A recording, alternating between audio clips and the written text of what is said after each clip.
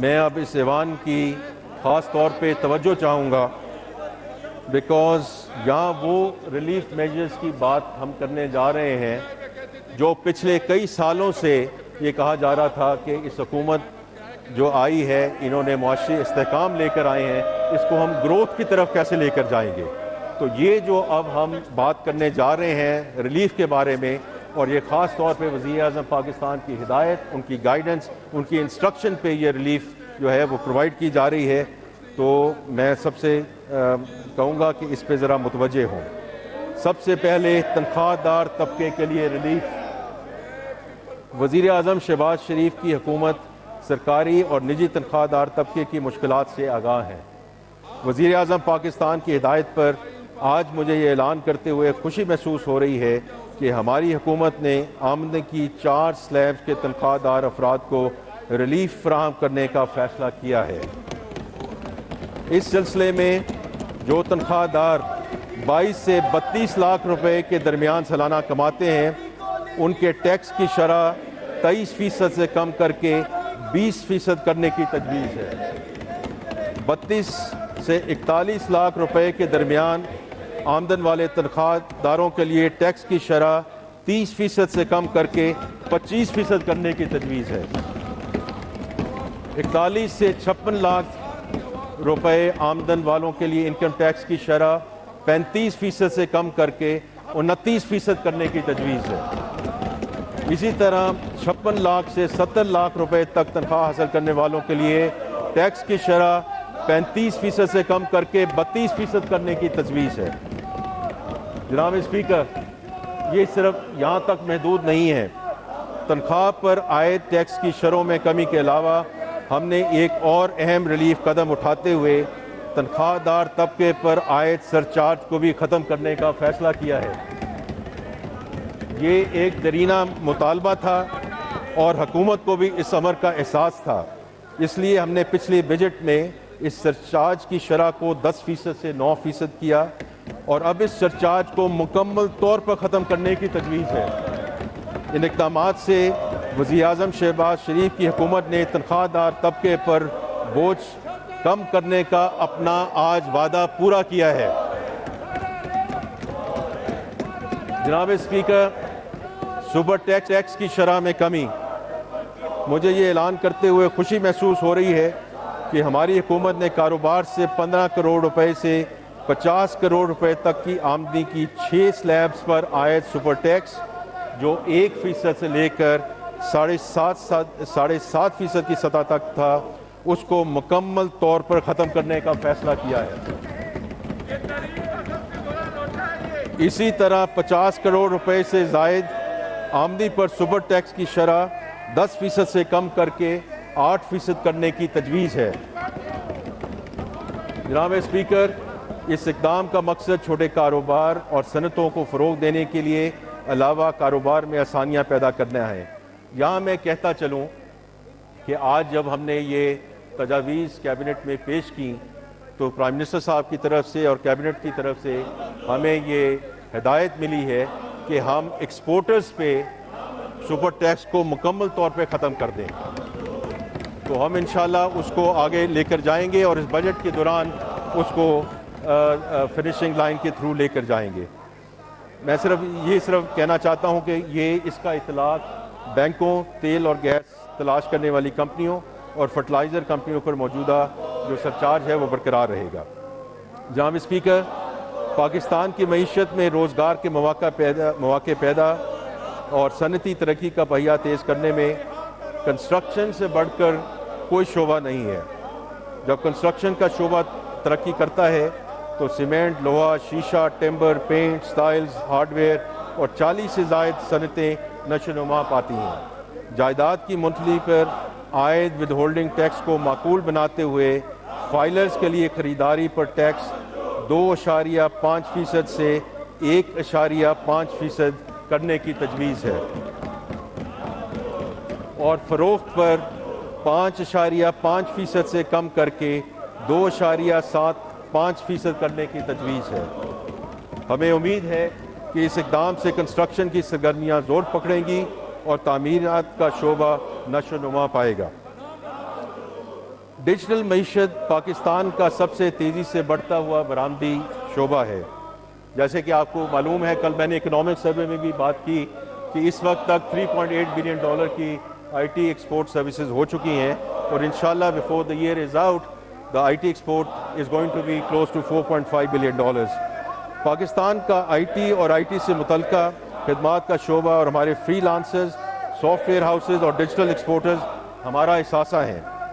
I T برآمدات کی آمدنی پر 0.25% ایف ٹی آر کی رعایت 30 جون 2026 یعنی کہ ابھی کچھ دنوں میں ختم ہونے والی تھی. وزیر اعظم کی خاص ہدایت اور اس شعبے کی ترقی میں دلچسپی اور حکومت کی محنت سے پیدا کردہ مالی گنجائش کی بدولت اس رعایتی نظام کو مزید 3 سال کے لیے یعنی کہ 30 جون 2029 تک جاری رکھنے کی تجویز ہے.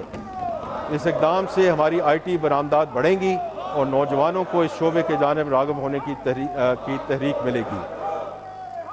جناب اسپیکر، جیسے کہ آپ کو معلوم ہے، ایکسپورٹ سیکٹر ہماری معیشت کی گروتھ کی ضمانت بننے والا زر مبادلہ کے حصول کا ایک بڑا ذریعہ ہے. اس وقت ایکسپورٹ پر ایڈوانس انکم ٹیکس اور منیمم ٹیکس کی مد میں مجموعی طور پر 2% ٹیکس عائد ہے، جسے کم کر کے 1.25% کرنے کی تجویز ہے جو منیمم ٹیکس کی مد میں ہوگا. اس کے علاوہ جناب اسپیکر، اس وقت ملک میں بینکوں کے جاری کردہ کریڈٹ یا ڈیبٹ کارڈ کے بیرون ملک استعمال پر ہر ٹرانزیکشن پر 5% ود ہولڈنگ ٹیکس دینا پڑتا ہے. اس ٹیکس کی وجہ سے رقم کی منتقلی کے لیے غیر روایتی ذرائع کے استعمال کا رجحان بڑھ رہا ہے، جس کی حوصلہ شکنی کے لیے ود ہولڈنگ ٹیکس کی شرح کو 0.5% کرنے کی تجویز ہے، تاکہ اس معمول کی فائنینشیل ٹرانزیکشن کی سطح پر لایا جا سکے اور معیشت کو دستاویزی بنانے کی حکومتی کوششوں کو تقویت مل سکے. جناب اسپیکر، غیر ملکی اثاثے رکھنے پر کیپٹل ویلیو ٹیکس ختم کرنے کی تجویز ہے. یہ ٹیکس غیر ملکی اثاثے ظاہر کرنے کی حوصلہ شکنی کا باعث بن رہا تھا، جو اس ٹیکس کے بنیادی مقصد کے منافی ہے.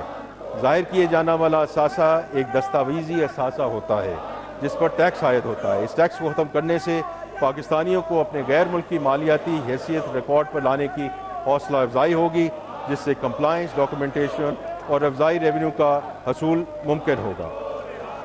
جناب اسپیکر، خواتین کی صحت کے لیے ضروری اشیاء مثلاً سینیٹری پیڈز اور متعلقہ اشیاء روزمرہ زندگی کی ضروریات ہیں جو خواتین کی صحت، وقار اور معاشرتی سرگرمیوں میں بھرپور شرکت کے لیے لازم ہیں. اس لیے سینیٹری پیڈز اور متعلقہ اشیاء پر ٹیکس کے خاتمہ کی تجویز ہے. جناب اسپیکر، اس سے دوسرا اقدام کنٹراسیپٹیوز پر ٹیکس کے خاتمے کے حوالے سے ہے. پاکستان آبادی کے اعتبار سے دنیا کا 5واں بڑا ملک ہے. آبادی میں اضافہ کی رفتار تشویشناک ہے اور خاندانی منصوبہ بندی حکومت کی اولین ترجیح ہے. اس لیے ہم کنٹراسیپٹیوز پر عائد ٹیکس مکمل طور پر ختم کر رہے ہیں. جناب اسپیکر، اب میں اس بجٹ میں اٹھائے جانے والے ریونیو اقدامات کا ذکر کروں گا. جناب اسپیکر، ہم کئی دہائیوں سے پاکستان کی جو ہماری ریٹیلر برادری ہے، ہمارے بھائی اور بہن ہیں، ان کو دستاویزی معیشت کا حصہ بنانے کی کوشش کرتے آ رہے ہیں. چھوٹے دکاندار اپنے ارد گرد کے لوگوں کو ملازمت فراہم کرتے ہیں اور کراچی سے لے کر چترال تک ہر گلی کوچے اور بازار کی تجارتی سرگرمیوں کا اہم حصہ ہیں. چھوٹے دکانداروں کی اکثریت ابھی تک ٹیکس نظام سے باہر ہے. جناب اسپیکر، اس سال ہم نے اپنی حکمت عملی کو تبدیل کیا. پاکستان بھر میں چھوٹے دکانداروں اور ان کے نمائندوں کے ساتھ مشاورت کی، ان کے ساتھ مل بیٹھے، ان کی باتیں سنی اور اس بھرپور مشاورت کے بعد دکاندار طبقے کے مطالبہ پر ہم نے ایک ایسا منصوبہ تیار کیا ہے جس میں انتظامی سہولتوں کی بجائے دکانداروں کے حقیقی خدشات کو مقدم رکھا گیا ہے. انکم ٹیکس آرڈیننس کے سیکشن 99B کے تحت چھوٹے دکانداروں کے لیے فکس ریٹ سسٹم متعارف کرنے کی تجویز ہے. اس سسٹم میں وہ دکاندار لا سکتے ہیں جن کی سالانہ فروخت 20 کروڑ روپے یا اس سے کم ہے. وہ اس نظام کے تحت اپنی سالانہ سیلز کا 1% ٹیکس ادا کریں گے. اس ٹیکس میں وہ اپنا ود ہولڈنگ ٹیکس ایڈجسٹ کر سکیں گے، مگر گوشوارہ جمع کراتے وقت انہیں کم از کم 25,000 روپیہ جمع کرانا پڑے گا. روٹین میں کوئی آڈٹ نہیں ہوگا، خریداری پر ود ہولڈنگ کی کوئی ذمہ داری نہیں ہوگی اور انہیں پوس مشین رکھنے سے استثناء ہوگا۔ جو دکاندار فکس ٹیکس سسٹم کا انتخاب کرے گا اس کو سبز رنگ کی ایک تختی دی جائے گی جس پر ایک تصدیقی QR کوڈ چسپاں ہوگا جو ان دکانوں پر آویزاں ہوگی۔ اس تختی کی موجودگی میں FBR اہلکاروں کو پوچھ گچھ کے لیے دکان میں داخل ہونے کی اجازت نہیں ہوگی۔ اس اسکیم کے تحت ایک سادہ اور ایک صفحے کا ٹیکس گوشوارہ ہوگا جو اردو کے علاوہ تمام بڑی مقامی زبانوں میں دستیاب ہوگا۔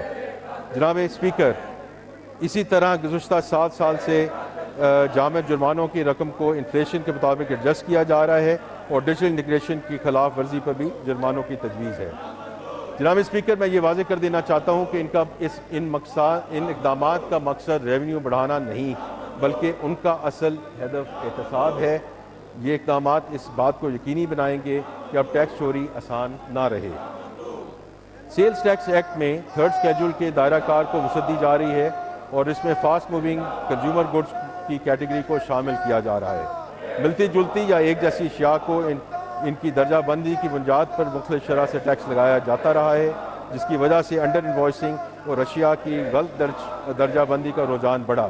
ان خرابیوں کو دور کرنے کے لیے اس درجہ بندی میں اشیاء کے ٹیکس ریٹس کو معقول کرنے کی تجویز ہے۔ موجودہ قانون کے تحت اگر کوئی کمپنی کسی غیر رجسٹرڈ سپلائر سے سامان خریدتی ہے تو رقم کی ادائیگی کے وقت سپلائر سے ود ہولڈنگ ٹیکس وصول کیا جاتا ہے۔ تجویز یہ ہے کہ اب انڈیویجولز اور AOPs بھی اگر کسی غیر رجسٹرڈ سپلائر سے سامان خریدیں گے تو رقم کی ادائیگی کے وقت ود ہولڈنگ ٹیکس ادا کیا جائے گا کہ تاکہ تمام غیر رجسٹرڈ سپلائرز خود کو سیلز ٹیکس کے قانون میں رجسٹر کرنے کو ترجیح دیں۔ جناب اسپیکر، اب میں ایک بہت امپورٹنٹ موضوع کی طرف آتا ہوں